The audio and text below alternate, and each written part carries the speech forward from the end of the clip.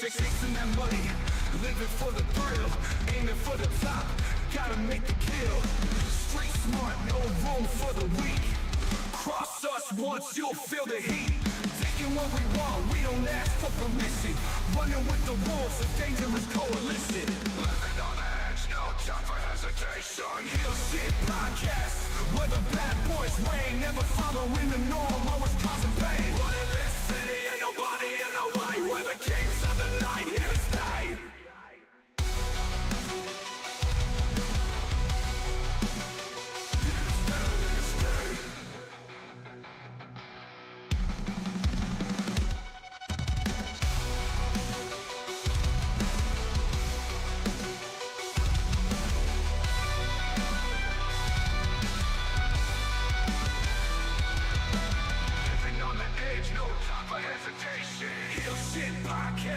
Where the bad boys reign, never following the norm, always causing pain. Running this city, ain't nobody in our way. We're the kings of the night, here to stay.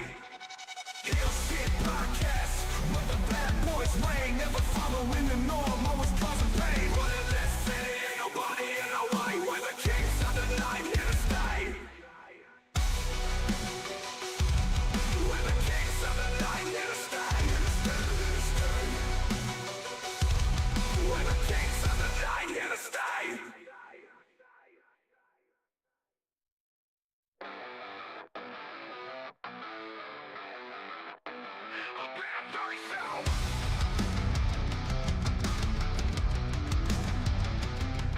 Bad guys do real shit, no one can stop it. Walking in the shadows, always on the profit. Fast cars, big dreams, living on the edge. Haters talking trash, but we ain't even faced. Just some rebels with the cars, breaking all the rules. Bosses in the game, always playing it cool. Living fast, we ain't slowing down. Always ready to turn heads around. Heel Shit Podcast, where the bad boys reign, never following the norm, always causing pain. One in this city, ain't nobody in our way. We're the kings of the night, here to stay.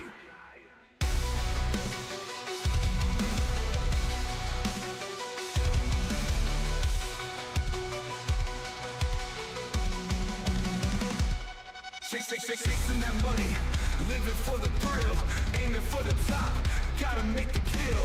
Street smart, no room for the weak. Cross us once, you'll feel the heat.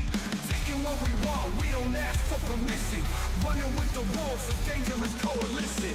Living on the edge, no time for hesitation. Heel Shit Podcast, where the bad boys reign, never following the norm, always causing pain. Running this city, ain't nobody in our way. We're the kings of the night, here to stay.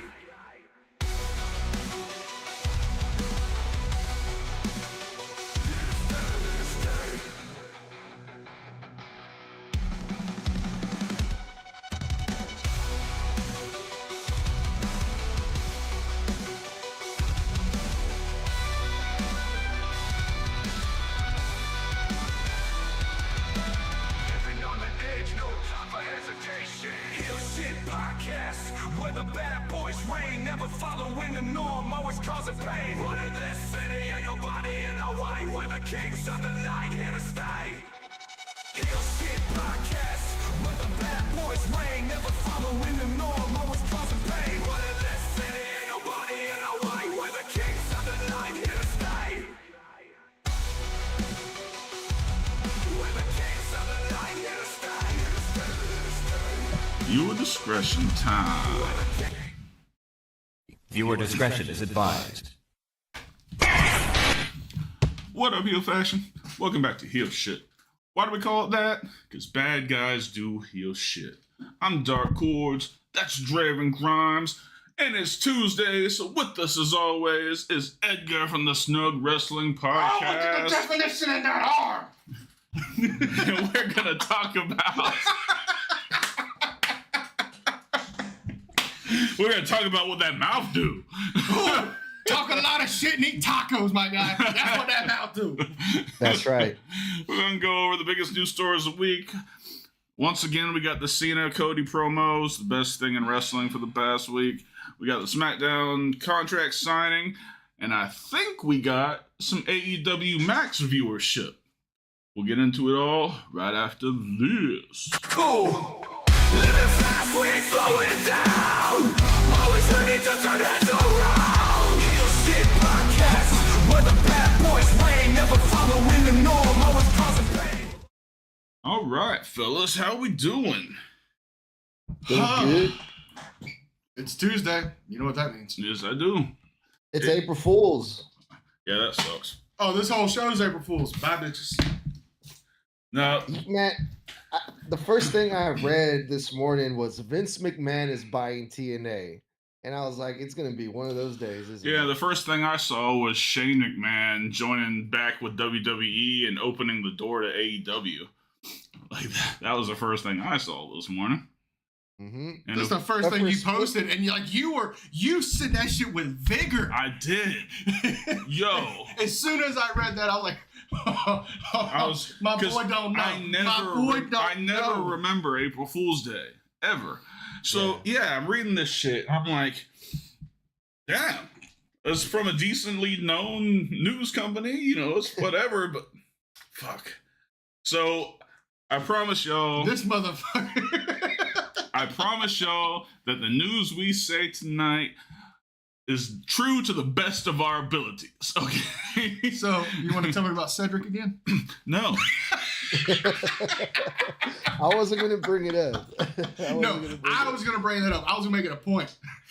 Because I actually thought he was fucking being legit. So I went and did fucking research on my fucking lunch break instead of, watching YouTube like I always do. I had to actually do fucking work on my lunch break. I was like, hold the fuck up. Yeah, when I saw that, when I saw Dark posted that, I was like, they got him again. That was another April Fool's joke. Yeah, because he Like just got Cedric released in again. February. He's in the middle of his 90 days. He can't do anything until May. Whatever. I fucked up. You fucked up. You fucked up. Let's get into some fucking news, shall we? What? No Let's big booty do it. bitches? I mean- See, you guys are gonna get me in trouble, man. My With wife who? listens to the show. With who? She's gonna be like, you know what? You're not allowed to hang out with those guys over there from the Heel Shit podcast. You're and 3 Dark fucking and thousand Jay." miles away. This is Hey. the only time we get to spend with each other. Hey, if You'll something make it happens, I know a good attorney. I And don't. it is not Stephen P. New. So no, we won't be talking about no midget, big booty, alcoholic bitches or not. Sorry, Rip. Wednesday. That sucks. Rip was really looking forward to that. I guess that's not on the news today. So what we got first? Hey. Well, for the sake of staying, chronological Strange. order, let's go back to what happened on Friday Night SmackDown on March 28th from London, UK. Mm-hmm. The big contract sign-in. Roman Reigns, Seth Rollins, and CM Punk had their contract sign-in, and a lot of stuff happening here. It was announced that CM Punk is going to main event one of the nights of WrestleMania. That was a nice moment that he shared with Paul Heyman, who was also a part of the contract signing. Mm-hmm. Seth Rollins was not happy with that. He had the best reaction, I think, was he was like, no, wipe those tears away, Punk. You don't deserve it. Roman Reigns, myself watching, and everyone else probably thought that was the favor that CM Punk has been talking about. The fact that this match is going to main event, but CM Punk, before the show ended, said, this is not the favor. So there's still more things to come when it comes to this triple threat match. We can talk but, about the favor in a bit, but we need to analyze this promo, son. All right. This promo was beautiful. All right. So obviously Roman comes out with Paul. He does this whole acknowledge me thing. He gives a good little promo. And he's a upper tier promo. He's not He can hang with king me. of the mountain, but he's upper tier. He can hang with me. Yeah, a little bit. So he does his thing, and I love when they're in the UK and they sing that song, Roman Reigns. Roman Reigns. And then we see Paul Heyman singing it like with all his heart. God bless him. And then we hear Seth's music. Yeah. who Notice how the tempo just came down as soon as you said that. Seth's music hits, and we see them in the ring again. Mm-hmm. And he's in the ring, and they're singing Seth's song, and he sashays over and puts the microphone to Paul Heyman's mouth to see if he's going to sing his song too. Hates that freaking song. So go into the substance of Seth's promo, because you remember that part better than I do. So Seth went into the history of that building well over 10 years ago when they were part of the Shield, when they had the match with The Undertaker. I believe this was right after the Hell in a Cell match with Triple H in 28, WrestleMania 28. Yes, WrestleMania 28. So they went into that, and Seth is like trying to pull on the heartstrings, so to speak, of Roman Reigns, trying to underline lowercase letter, build that trust back up. Because to Seth, this is not about Roman as much as it is about annihilating Punk and getting Punk out of the way once and for all. And God bless him, Seth tried. He tried. I'll give him a B+ for effort. But Roman's just sitting there like, nah, son, nah. You talking about we. We died a long time ago. And I want you to notice on especially these past couple of weeks, the words die and kill have been more prevalent on WWE programming. Yep. So they are getting a little more shoot style on their stuff, because let's face it, you've cut promos, I've cut promos. I'm sure Edgar's cut a promo on a guy at the self-checkout at Walmart or some shit. Wants to kill that motherfucker. Right?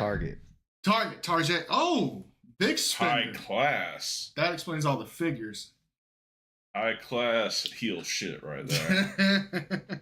So anyway, Roman stops like, no, we died a long time ago. It's no longer about us. It's about me. I'm the tribal chief. And he went to his little spiel with how, Seth has always tried to just ride on his coattails. Seth came back with, ever since we broke the Shield up, and I'm paraphrasing, I don't remember it word for word, but ever since we broke up the Shield, I've been there to clean up all of your messes. Mm-hmm. Every time Roman Reigns fouled up, I've had to go in and clean your mess up. Right up to Raw at the Garden, where I had to now clean your mess up again because you screwed me out of destroying CM Punk. Never mind the fact that Seth Rollins has the fucking win in the record books, so now they're tied 1-1. If you remember correctly, Punk had the Raw Netflix debut.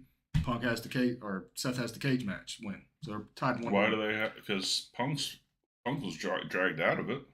No, he wasn't. Oh, he wasn't? No. Seth was dragged out. Oh, that's right. Because if you remember, Roman dragged him out. Superman punched him, speared him, curve stomp, which I dare say was probably the best curve stomp I've seen in the last couple of years. Good one. To the man that fucking popularized it here in the United States.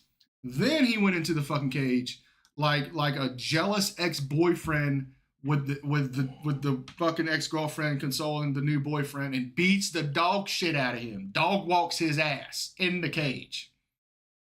And tells fucking Paul to come on. So, Seth is going through that, and here comes CM Punk. Take it away. Yes, so we got a treat already with Roman and Seth. Because Roman almost never misses on the mic, and Seth never misses on the mic. All right, so these two... Suffering succotash. These two are good. But then, Colt's personality hits... Like a Mussolini!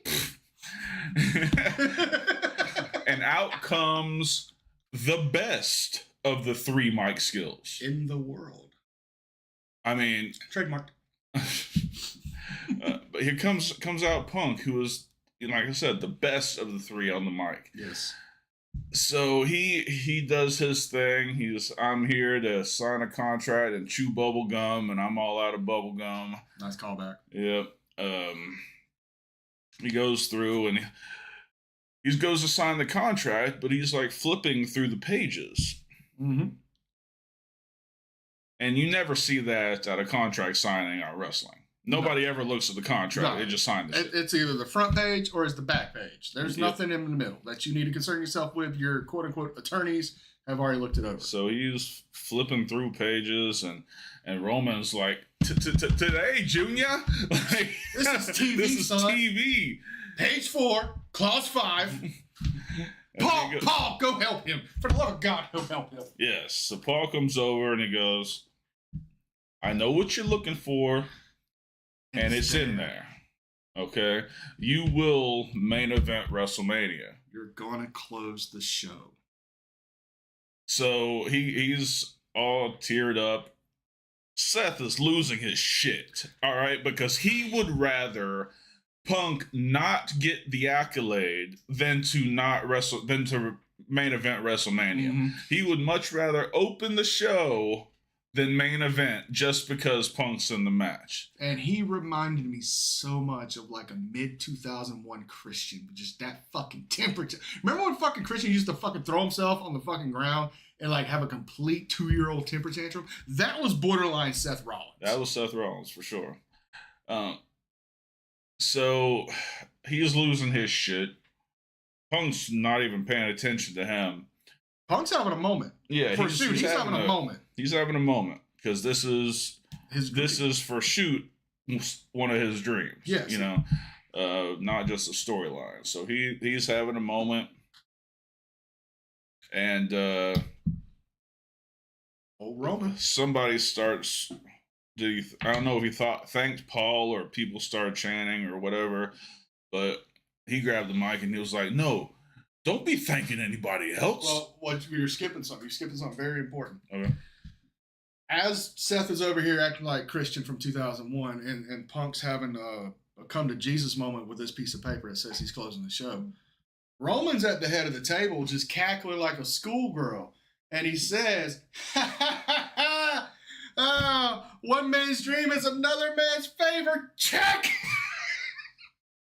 And he's just like, he's cackling like a schoolgirl because he thinks the favor is paid in. You're right.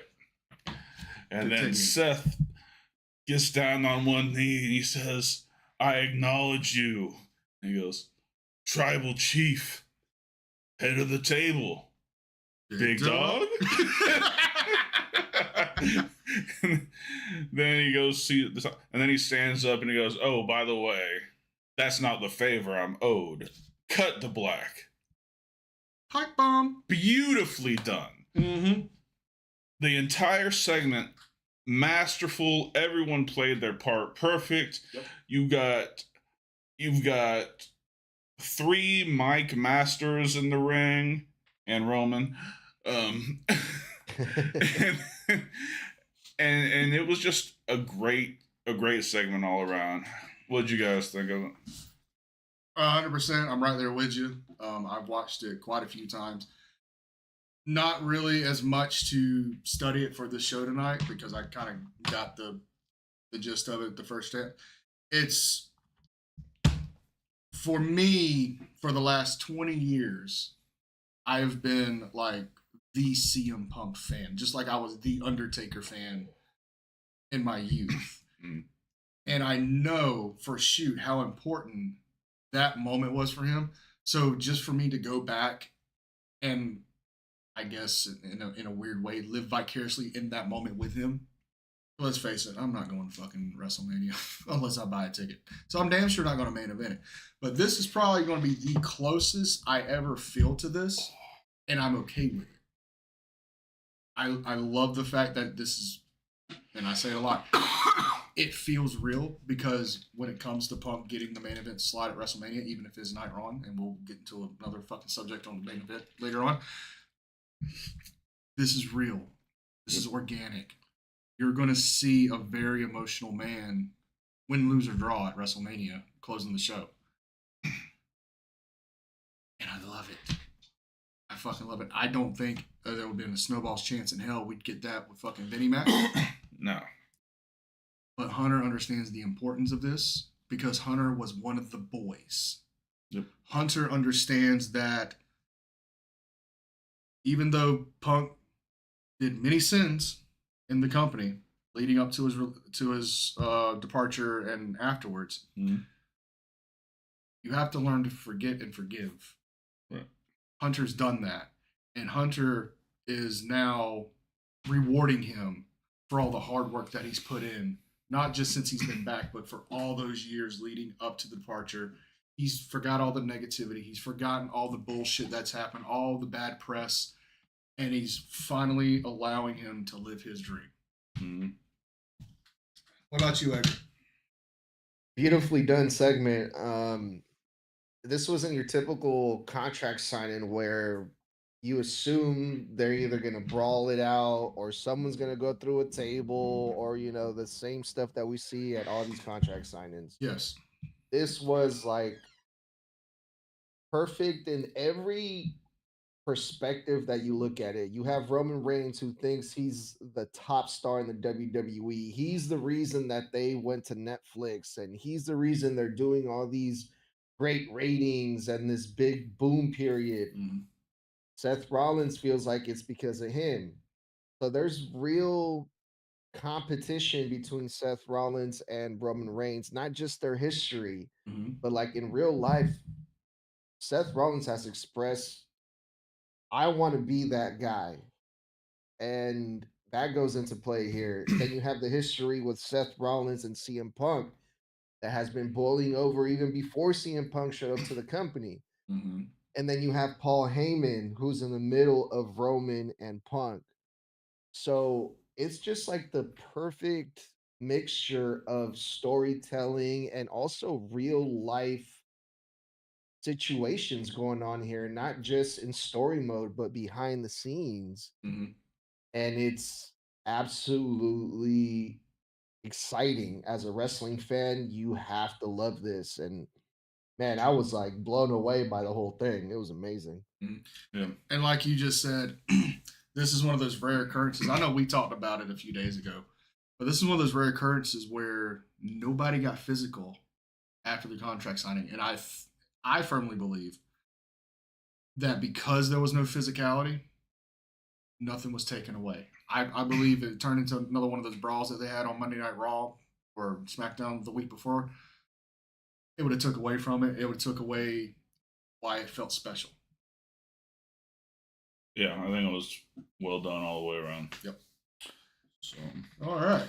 well, let's take our first quick break, and we will get back with our next story. What up, Heel Faction? In today's day and age, internet security is of paramount importance. That's why today's episode is brought to you by Surfshark VPN. That's right, my guys. Surfshark VPN, the newest affiliate of the Viewership podcast. What does that cover? I'm glad you asked. Let me just put on these eyeballs because I'm old. They cover 100 plus countries. Free of ads, pop-ups, any bad cookies. Good to me. Got real-time defense, got webcam protection, data breach notifications in case your stuff gets out there and you don't want that to be out there.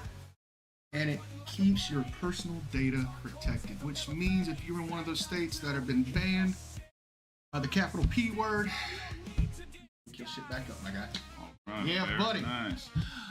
So, if you use the link in the description, you can get Surfshark VPN for 86% off. Say what? 86% off. Holy shit. And 3 additional months free, starting at just $2.19 per month. You're shitting me. No. Holy shit. So, 86% off plus free months. Absolutely. Mother. 3 options starting as low as $2.19. Just hit that link in the description box. Get surfing safe with Surfshark VPN. Back to the show. Well, thank you, Dark and Draven, for that message. Shitting me? Yes. Holy shit. All right. Next story. Next promo, please. Well, Give if us it's all right something. with you guys, I would like to stay on SmackDown because we have one more thing that we should talk about from SmackDown. Sure. Or should we Yeah, just yeah, jump yeah. straight to the John Cena thing? No, that was good. SmackDown's All fine. right. I mean, I won't be able to see it either way.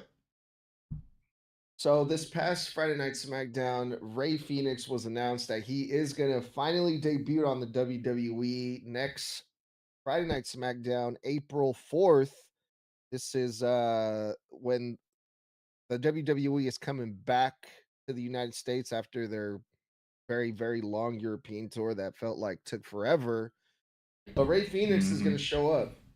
And there's a lot of questions as to how they're going to bring him in, what they're going to do with him, what name is it going to be under, because they changed Penta's name. They shortened it. They also changed Ricky Stark's name to Ricky Saint. So what name is he going to be used under? He's also going to be on SmackDown, which is the different show as his brother Penta. Looks like they're going to be separated for quite some time. But thoughts on Ray Phoenix showing up on Friday finally? I mean, I'm excited about it. I mean, I think I guess this means that he's not going to be involved with the Grande Americano situation. For now. And they're not going to be the Lucha Brothers quite yet, even though I've heard that's what they want to eventually get to. But yeah, I'm excited. He's an amazing worker. There are things that he does that nobody does, and he's a treat to watch. Yep. Going to your concern of the name change, I don't think they're going to change his name. I think he's just going to be Ray Phoenix. It said Ray Phoenix. Yeah, because it showed on the teaser that it's going to be Ray Phoenix. Just like on the teaser for Penta, it just said Penta. Everybody knows it's Pentagon.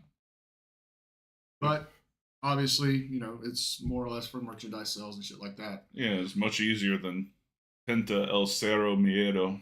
Or Pentagon Jr., because you think Pentagon, a lot of these snowflakes think of the five-sided star of the devil. Oh, that's a pentagram. Pentagon. 5 sides. All that. Yeah. America. What you got? What do you think, Edgar? I think it's going to be very, very interesting because we saw how they brought in Penta. Penta, since even before he showed up to the WWE, his presentation was insane. Like, and now Penta, he's a huge star. So I wonder if Ray Phoenix is going to get the same treatment. I hope so. But I looks like it so far. Yeah, and I haven't seen Ray Phoenix in a while, so I don't know what he looks like physically. But physically, I want to say he was the smaller one out of the two when it comes to Penta and Phoenix. Yeah, he was a slightly smaller one, but his athleticism and balance are unrivaled, supernatural. Like nobody can touch him in that department. So he's not much smaller than Penta. He might be an inch or two shorter and a little bit less muscle mass, but he's not a small guy. I mean, he would still tower over Rey Mysterio and Dragon Lee. My 10-year-old towers over Rey Mysterio. That's not saying much, is it? Exactly. But one thing that's going to be really interesting, and I said the same thing about Penta when he debuted, the style difference between working an AEW style or an indie style and now working a WWE style, which is more television based. Is that going to hinder Phoenix? Because it did not hinder fucking Penta at all. Penta hasn't really changed anything. He tapered his shit down, but he's still doing exactly the same thing as he's always done. But go back and watch how he does his shit now and how he did shit in AEW. He's working the camera more. Well, yeah. And that'll take some practice, I'm sure. Oh, he's got it down pat now. Well, yeah, but I mean for Ray, I don't know. I don't see his moveset changing too much. He never did anything crazy dangerous. What is that? Forgive me, I'm not an avid AEW watcher. That muscle buster thing that he does where he spins it out into a driver. Yeah, that's just that's what it is, basically. Okay, well, they might nix that one just because of how high and tight it was, and they still have that thing with the muscle buster being banned. Okay, well, we'll see. He'll probably have some kind of acrobatic finisher, like, you know. Watch him do the Penta driver. So, any You other guys thoughts put- on that? Do you guys put Penta in his debut match versus Andrade? You mean Phoenix? Yeah. You said- Yeah, Phoenix. Yeah, my you bad. said Penta. Same shit. No, I'm just I kidding. mean, they seem bound and determined to bury Andrade again. So yes, I can see it happening. I can see Ray going over in less than 5 minutes. Yeah, All yeah, right. that sounds about right. 8 to 10. 8 to 10. Gotta get a little heat on them. Yeah. Yeah, it's gonna be a walk through the park this Friday night. Gonna be fun. Yeah. All right. What's next? All right, now let's go over to Monday Night Raw from last night. They were in the same city, same arena, different shows, different brands, but Spoiled ass fucking fans. Mm-hmm. Cody and Cena started off the show once again and cut another great fucking promo. Both of these guys did, honestly. Great. I had to go back and watch it again. 'cause Great? God damn. No, Did he this say fucking promo great? wasn't great. This I thought it promo was Amazing. This is the shit that you watch to get your fucking doctor's degree in professional wrestling. You write a thesis on these 3 fucking promos. Because it's been a long time. I'm sorry to cut you off. I'm sorry to cut down. You're too sorry to cut you off. But it's been a long fucking time since I've seen a strand of promos week to week that have not only built off of each other, but the tempo just continues to fucking rise. Yeah. Name the last time. got nothing. Thank you. Go ahead. Talk about the master Dude. class. This was the last 2 weeks. I've said that was the best promo of the year. Yes.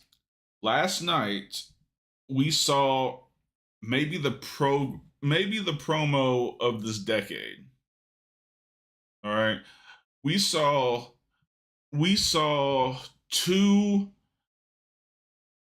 one God mode Mike skills Sorry, Roman. and another top tier Mike skills. Okay, Cody will be there eventually. He's that good. So John comes out. He's walking, moving slowly, all grumpy and sad. I'm loving it. Oh, I know. God, am I? And now he's doing the towel thing like he did the WWE title at One Night Stand. Yeah. God, defiance. Defiance. You say I get nothing. I'm getting everything. And he grabs the mic. Crazy loud, let's go Cena, Cena sucks chants. Just the same people saying both parts. You know, it's just a huge. Now they're just heckling the shit out of him. Yeah. He grabs the mic, he starts to move it up to his mouth, and Cody's music hits. He fucking stepped on the beginning of his promo, and you could tell that irked the shit out of him. And not only just got it right there at the beginning, he milked the fuck out of his entrance. Dude, he did. He took a Roman Reigns length entrance to get down He to took that an ring. Undertaker length entrance. My God, I think he hugged every kid in the building. Twice. One moment I thought was really cool was when he hugged that kid and the kid had the neck tattoo on and Cody was like, like he's genuine. He's this generation's John Cena.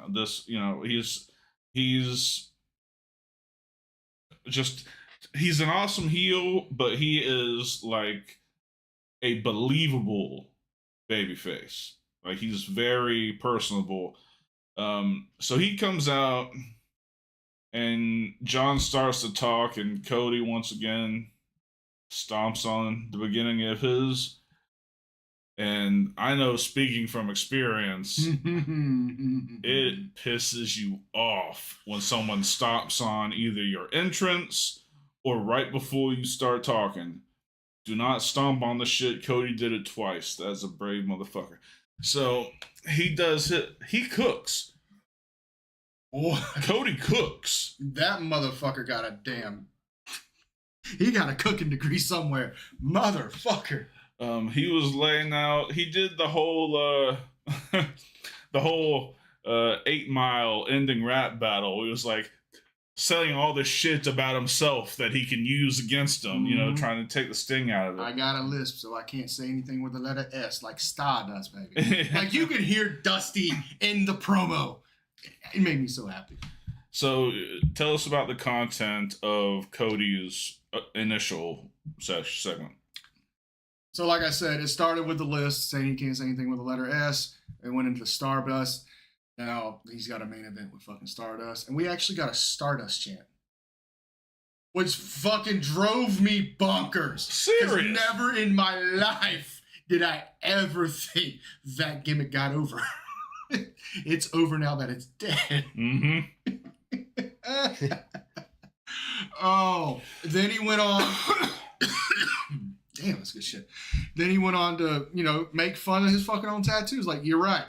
I got an arm tattoo, but I moved it up to my neck. Mm-hmm. And like, he just gave him everything that we figured John was going to fucking talk about and shut that shit down. He said, I've got booed in my own company that I started, you know, just laying all these things out. But Cena flipped that shit very nicely. Mm-hmm.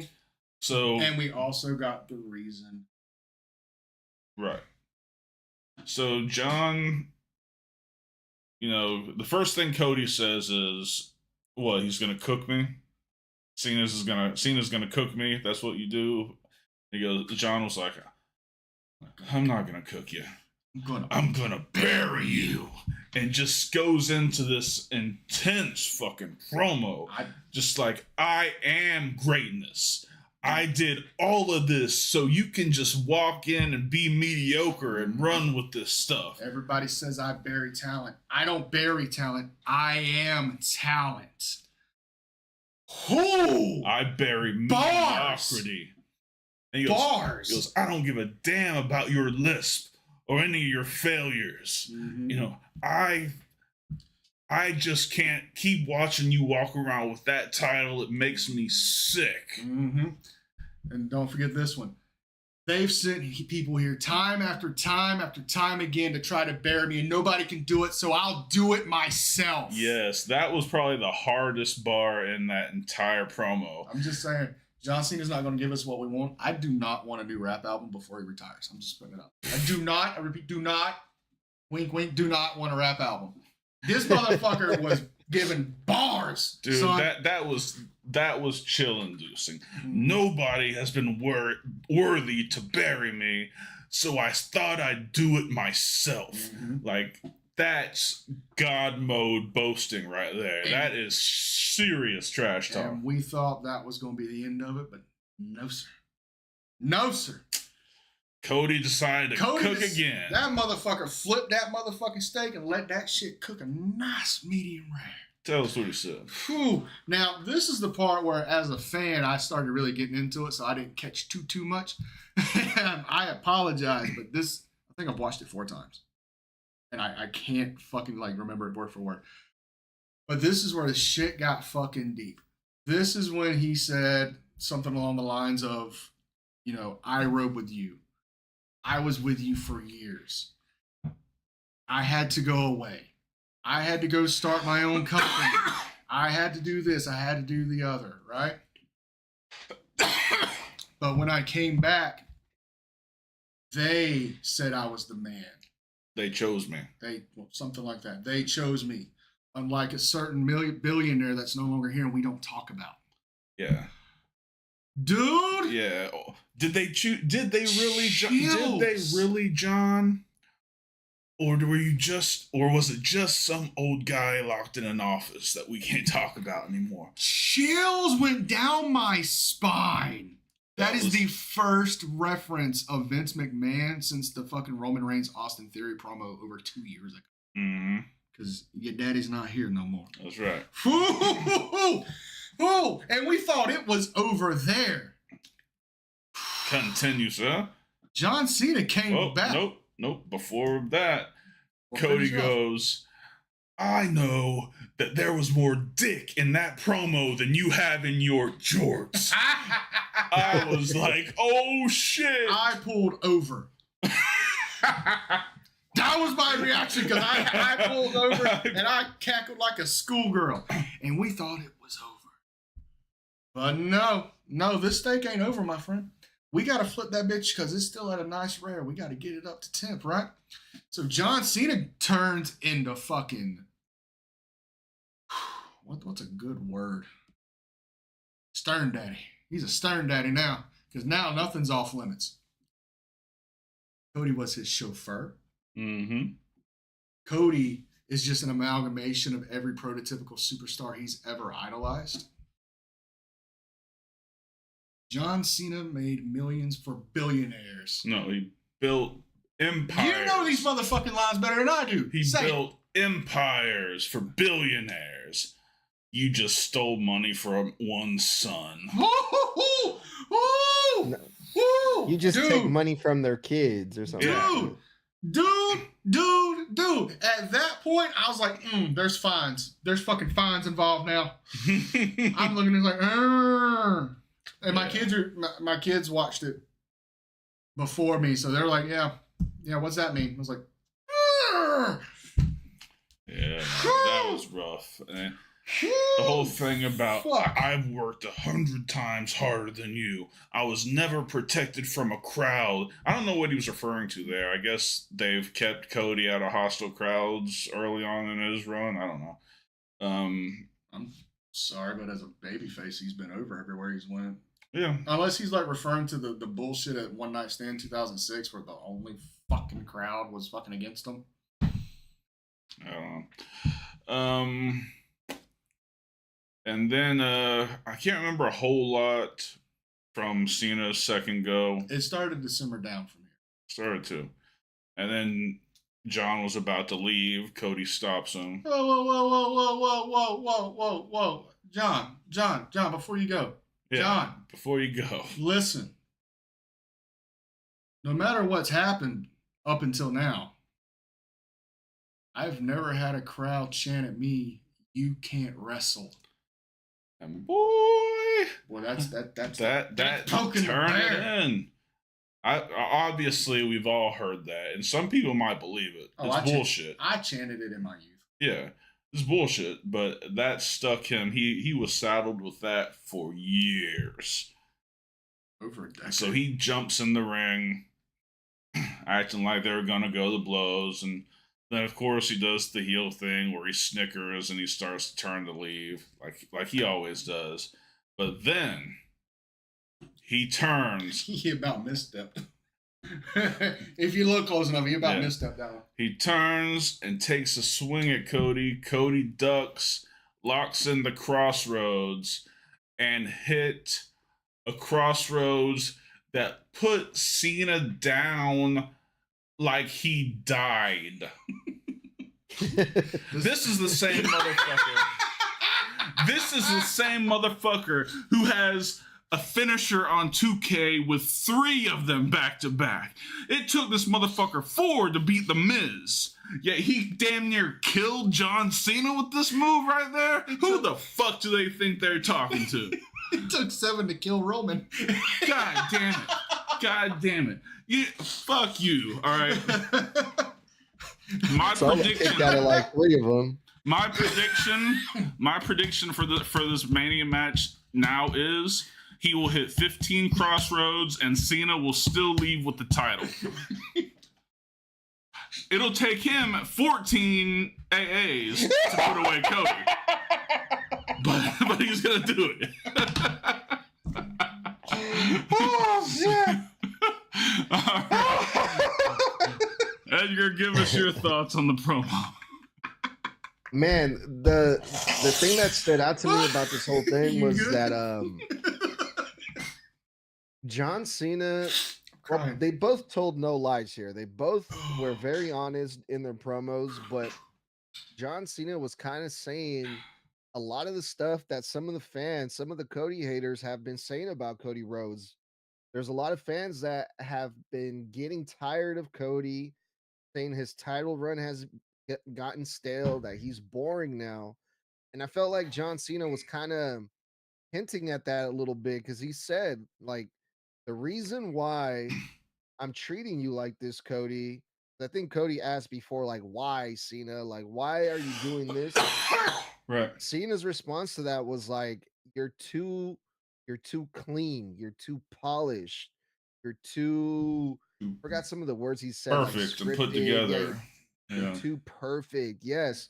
And that's what a lot of the fans have been complaining about when it comes to Cody Rhodes. But then, of course, Cody had the perfect comeback line to that, which was like, "Hey, wait a minute. Wasn't that you back then too? Like when you first started, weren't you kind of like the same thing the fans were saying about you?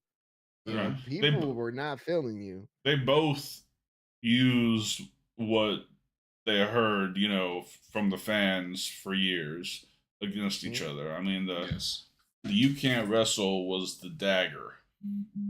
The And I knew that these guys were gonna fire at each other, right? With the one-liners and the zingers and like the smart comments that only like really smart wrestling fans would understand. And it took a second time for me to go back and listen to it because I just wanted to see them finally get physical.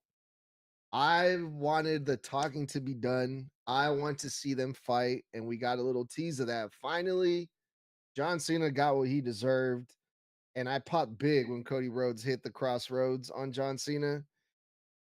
I even though the promo was really good, I enjoyed the physicality part more than the actual promo itself. But that's just me. Yeah, so I mean, the smart money says next week Cena will get the better of Cody, and then Cody will win at Mania. That's the normal booking from this point forward. I don't know. This one could be different because they haven't built it like normal. Because normally they would have gotten the blows a month ago, and this is the first 2 weeks out. This is the first time. So I don't have a bead on where they're going with this. I'm right there with you because I thought, this is just me personally, I thought when he got hooked for Crossroads, when he went to do the rotation, Cena was going to spit out in powder. Me too. But he didn't. I think they're trying to put legitimacy back on the Crossroads. Well, I mean, they killed Super Cena with it last night. Well, we'll see how it goes. Because think about it, this whole year, yes, the Crossroads has won his matches, but it's always been by either a chair's been in place, a gimmick's been put there, or it's been hit on the outside. Mm-hmm. Unless it's some bullshit match, which he hasn't had many of those in 2025. This to me is telling me as a fan watching this, a casual fan, that this move is now lethal if it's going to keep John Cena down. Right. Similar to how they built the RKO up, similar to how they did the tombstone, like all the iconic finishes. And see, I disagree about the title run. I think he had a really shitty start to his title run, and it's gotten progressively better. Oh, we agree on that. 100%. So I don't know what fans are talking about with this title. It's getting boring. It's escalated the entire time. Fans are fickle. Yep. Put that on a shirt. I'm sure it's on a shirt somewhere. All right, you got anything else on this? So I think we're good. Awesome. All right, well, we're going to throw it to our final commercial break and then come back with a couple more. Vodka, Ball, Castell. Indulge in the revolution. All right, we are back. I want to remind everybody about the YouTube memberships. Yes. We've got 3 tiers starting as low as 99 cents. They each have their individual perks. Mm-hmm. Just hit the join button somewhere down in here, and we will. You can check them out, and hopefully you'll join us. Yes. What you got next? I want to do the AEW story. Okay, then let's do it. That was easy. We got to get that in. You don't get what you want. I'll cut this whole shit off. That's fine. All right, let's get into some AEW talk. I'm down for some AEW talk. All right. It's all we do is talk about WWE. At least for me, all I talk about is WWE. So it's Yeah. always fun when we can talk about AEW. Sorry, Draven, but I'm fickle. see, this is one that I always have trouble saying. Is it SES Scoops or SES Scoops? It's SE Scoops. Is there an extra S between them? SE Scoops. Got it. Okay, I so can- they're the ones look. that broke this story, and every other wrestling website or wrestling news site picked this up and they ran with it. But they were the ones that broke it first. They're saying that the AEW Dynamite viewership on Max has been doing really good, and they're reporting numbers that basically, if you add the numbers from Max and the numbers from cable from TBS or TNT, AEW Dynamite is averaging over 1 million viewers now with the Max viewerships. Which is what I've been wanting to know. So Yep. basically, the report is saying that 500,000 fans tune into Dynamite on the streaming platform either live when it airs or within 24 hours after the show is over. Mm-hmm. According to the sources, now this is the only thing that I didn't understand. SE Scoops did not say what their sources were. They just said, according to sources, with knowledge of the numbers, the show is averaging around 60 million minutes watched per show, with a deviation of plus minus 10 to 20%, depending on the episode and competition. The minutes watched average to 500,000 viewers per episode, live plus one, meaning it takes into account viewers who watch live on the app and for 24 hours afterwards. Right. Yeah, it makes sense that they would keep it in minutes. But I think, I mean, we had always discussed whether or not this was a good deal for TNT or for Turner. Mm-hmm. And now I think it's proven. They're over 1 million viewers every week now. That whole no mill bullshit can be thrown out the window. Is it WWE? Of course, it's not WWE numbers. No. It's close to SmackDown numbers on USA. It is now, yes. But it's still 1 million viewers. Mm-hmm. And they still run commercials in the Max show, on the Max version. So I would, it leads me to believe that Warner Brothers Discovery is pretty happy with this deal so far. So let me ask you this. Yeah, most definitely. Let me ask you this.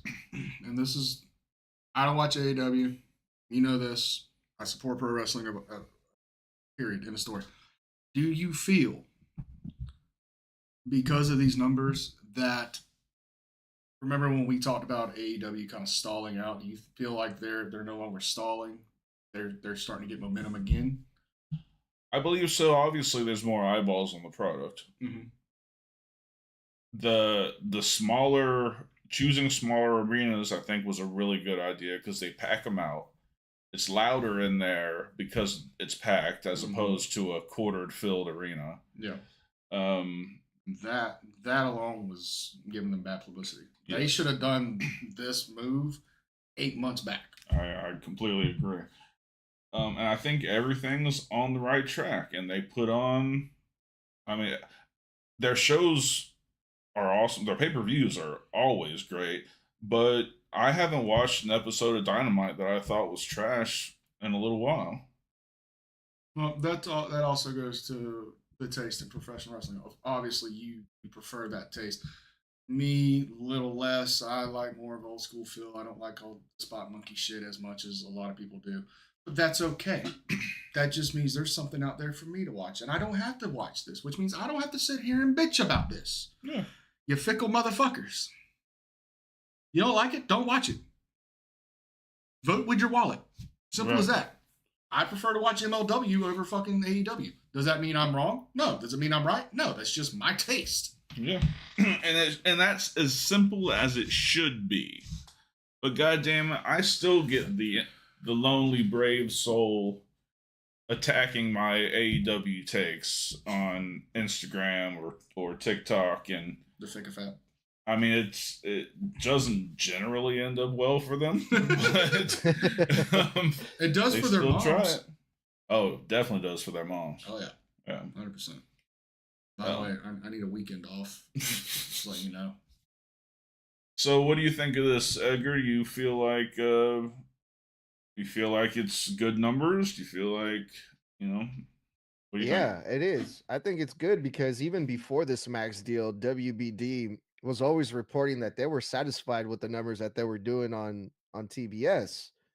So this is just it's increasing their numbers. And let's be honest, like AEW, no matter what people want to say, even though I do heavily criticize AEW, I've been noticing that their programs has been shifting more into storytelling.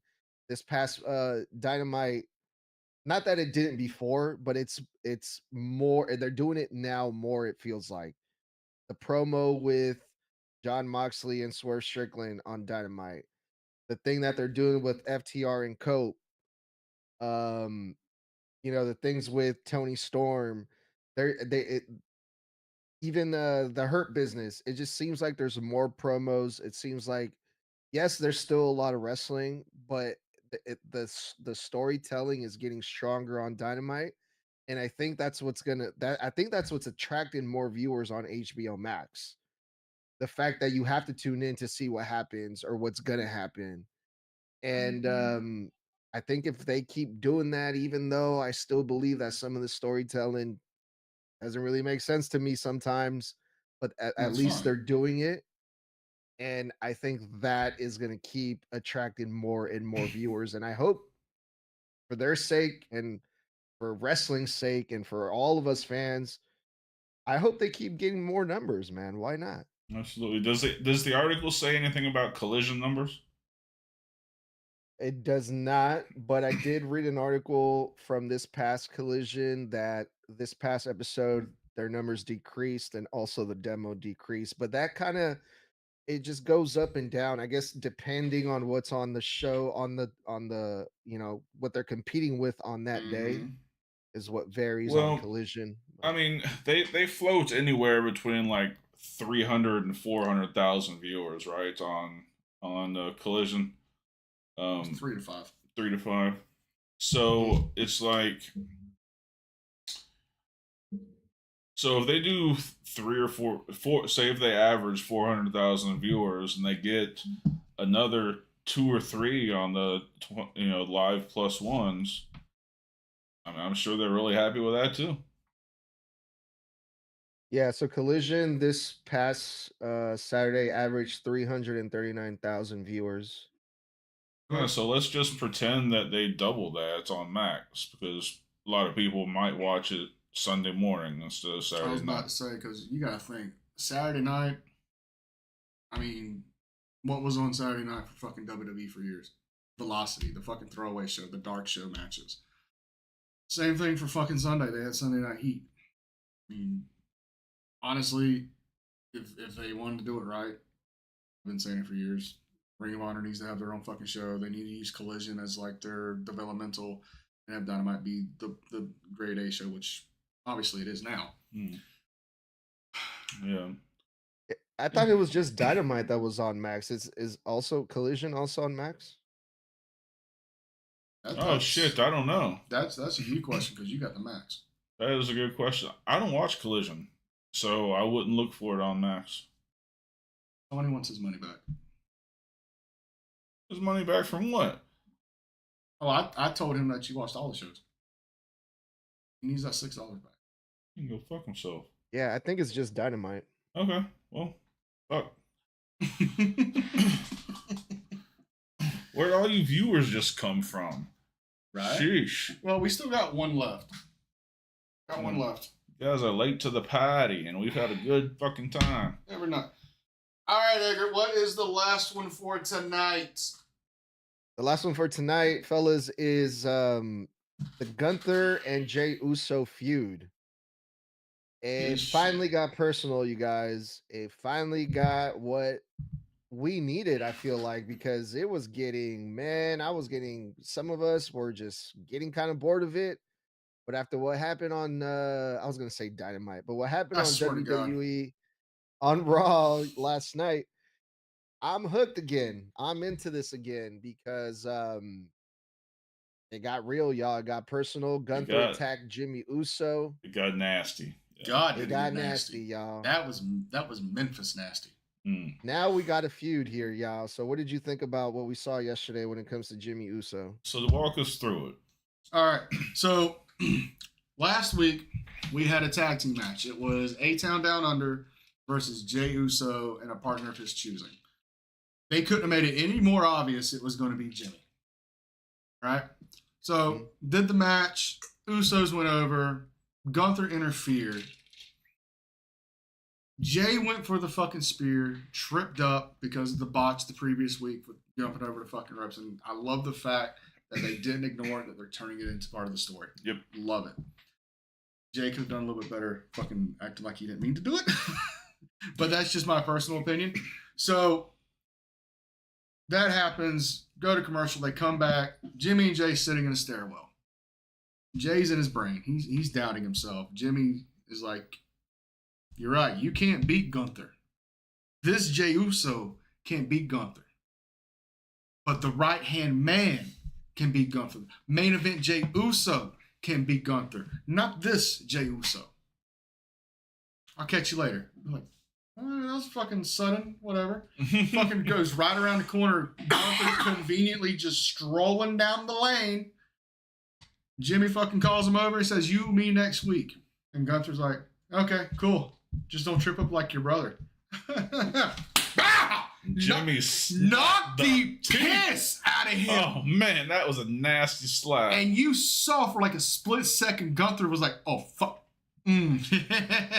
Like, he forgot kayfabe for a minute. He was gonna, dude. He looked into the camera. He's not supposed to do that. Yeah. Look, a Samoan's hand is hard, but their slaps are just as hard. Dude, he frying panned that boy. His teeth went flying. Dude, Shawn Michaels' hand started tingling from that one. He has a fucking badass fucking slap to the face. So that leads us up to this week. We now have Gunther versus Jimmy Uso on the undercard match, because where else is their main champion going to fucking be other than the fucking undercard? Of course. Of course. Has the match. Gunther does go over. And then the shenanigans start. Post-match beatdown on Jimmy. Jay comes out. Gunther bodies both of these motherfuckers. Well, no. First, Gunther runs off. I'm skipping that bullshit. Okay. Bodies these motherfuckers. Finds what I can only imagine to be the strongest zip ties in the history of mankind. Zip ties Jey Uso to the ropes, which, mind you, still had that much fucking room in the goddamn hand, and commences a bloody, malicious, chaotic assault on Jimmy Uso. Deal with you in a minute. To the point. Now, when it first happened, I saw the couple shots. I was good with it. That should have been the end of it, whatever. But I was scrolling as I was watching this, because I was watching it later in the day, that there was a picture of Gunther just like drenched in blood, like it was his fucking blood. No, this motherfucker comes back around, taunts fucking Jay with the fucking belt. She's like, here you go. No, yeah.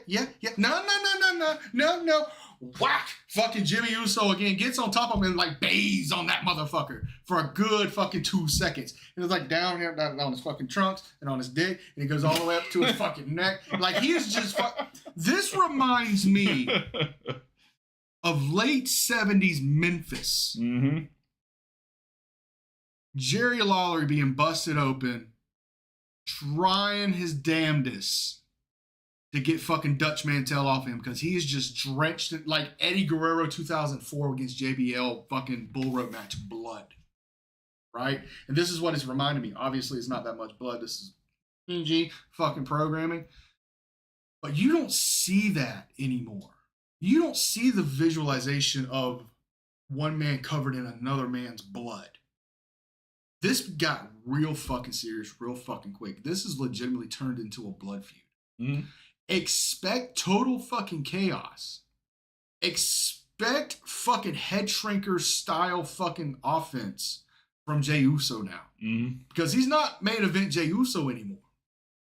He's become the right-hand man. He's going to become that malicious dark side of Jey Uso that we all know is there. And I'm fucking here for it. Fuck yeah. Hell yeah. Yeah. No, this was crazy. And the fact that he was yanking so hard and using his whole body weight to try to snap those things, and they were just like, yeah, no. Like, bruh, come on. I've snapped them pulling away from a rope before. Like, my 12-year-old looked at the TV, looked at me, went and got a zip tie. And I'm talking about one of the thicker ones that we have that I get from work. Did it and pulled it. And he's like, this one's thicker. How is this possible? It's like, they're made in the UK, I guess. They're made better. Hey, Donovan, respect you too, bro. So I thought zip ties aren't meant to be just ripped or broken off like that. they can, though, is what I'm saying. Well, if you zip tie somebody's hands together, they can't get like really any leverage to pop them open. But if you're like attached to something and there's even a little bit of slack, if you jerk.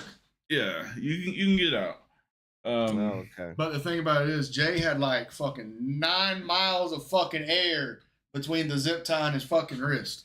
I've never been zip tied, so I don't know. I'm not into that kinky shit. And the police ones are different. Let's just start there. I mean, the police ones are shit. Are different. I plead the fifth. What do you think on this one, man? It was absolutely what I needed to see to get more invested in this fucking feud, because I was almost about to lose hope. And then when I found out that Jimmy Uso was going to face Gunther, I felt kind of bad, but I was kind of praying for this. Like Drew McIntyre said, I prayed for it. And it happened. And I love you, Jimmy, but I had to see you go, man. I had to see you take one for the team. We needed your sacrifice, Jimmy. Yeah. So now I'm invested in this, man. Yeah, man, it was lovely. Yeah, But it really was. Yeah. Definitely looking forward to the rest of this build up for not just this match, but for all of Mania now. Mm-hmm. But here's my thing. What do they have? They have 6 matches announced for Mania this year that I know of. Ish. 4 of them are title matches. The 2 women's, the 2 men's, the Punk match, and there's one other one I can't think right off the hand. We have 2 nights of fucking WrestleMania. That's 12 hours of a show, not including pre-show antics, not including dark matches, not including any of that bullshit. Right.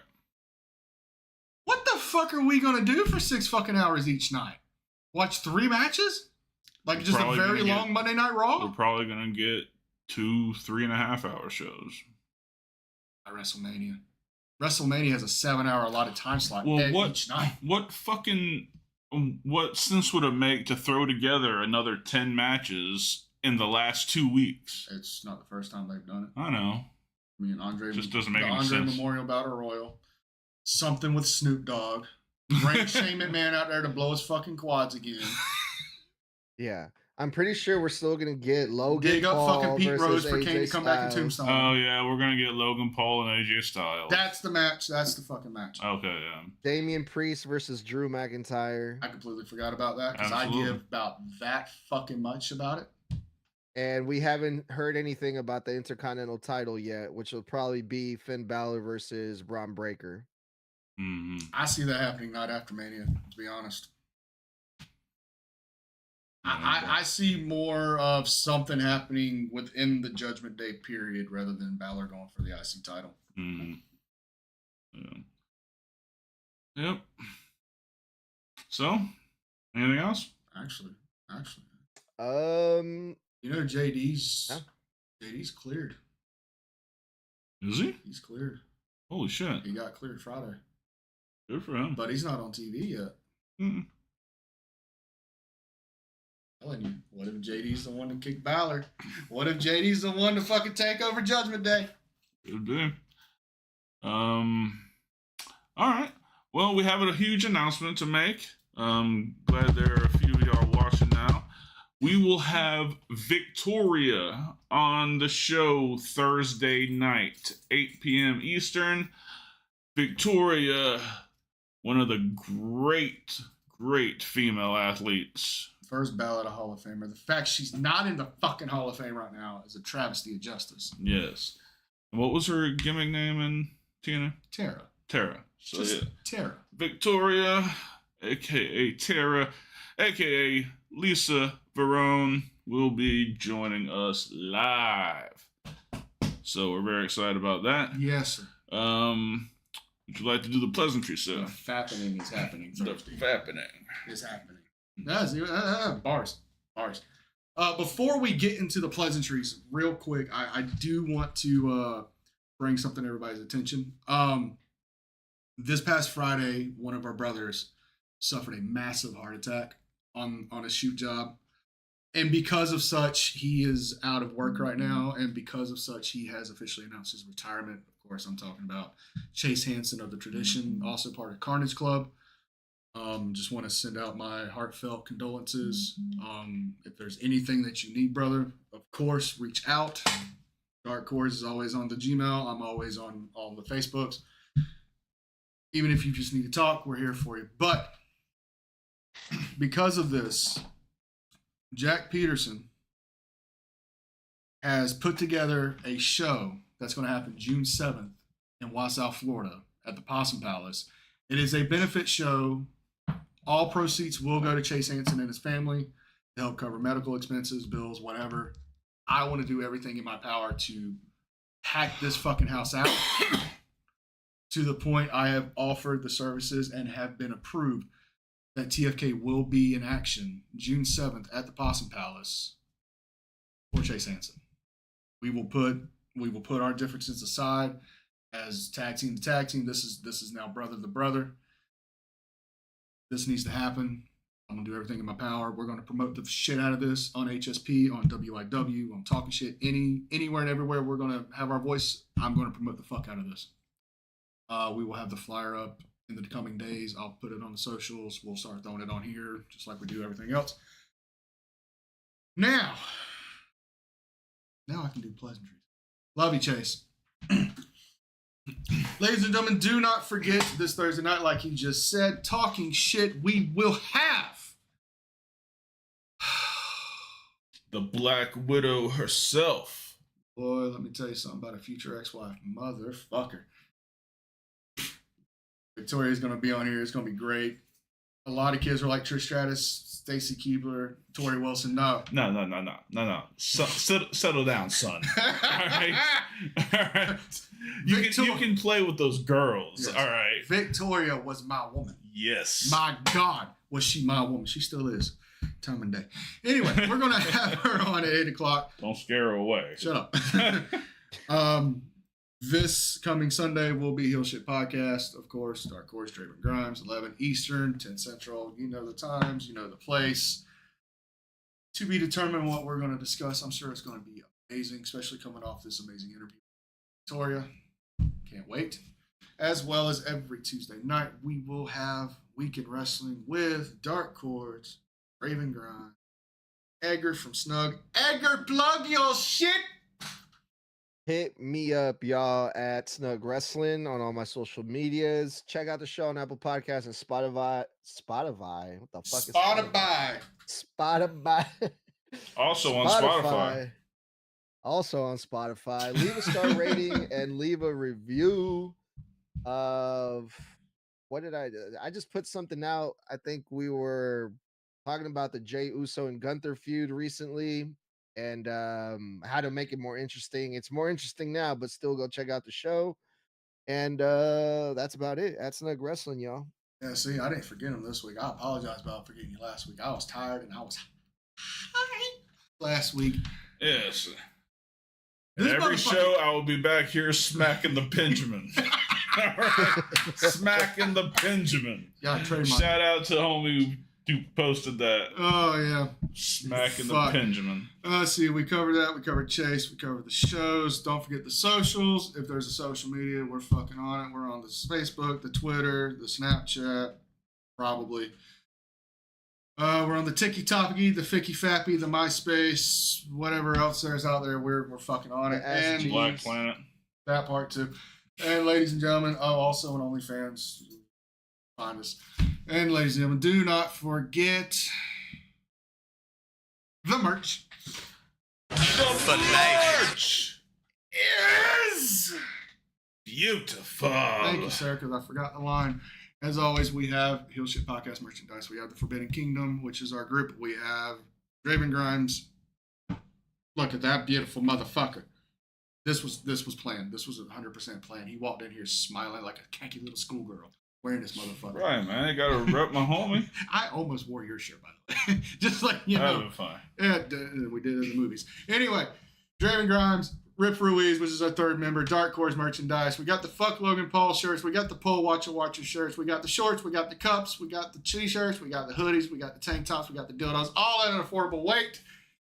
And I think that's about it. Affordable weight, huh? The bitches Especially the dildos. they're heavy as fuck. All right. So, don't forget the YouTube memberships. 3 tiers is those 99 cents. The top 2 tiers both get merch at cost. You can't beat it. Check that out. For Draven Grimes and Edgar from the Snug Wrestling Podcast. definition in that arm. I'm Dark Cordz. This has been Heel Shit. Why do we call it that? Because bad guys do heel shit. Peace. Shit podcast, where the bad boys reign, never following the norm, always causing pain. But in this city, ain't nobody in the world.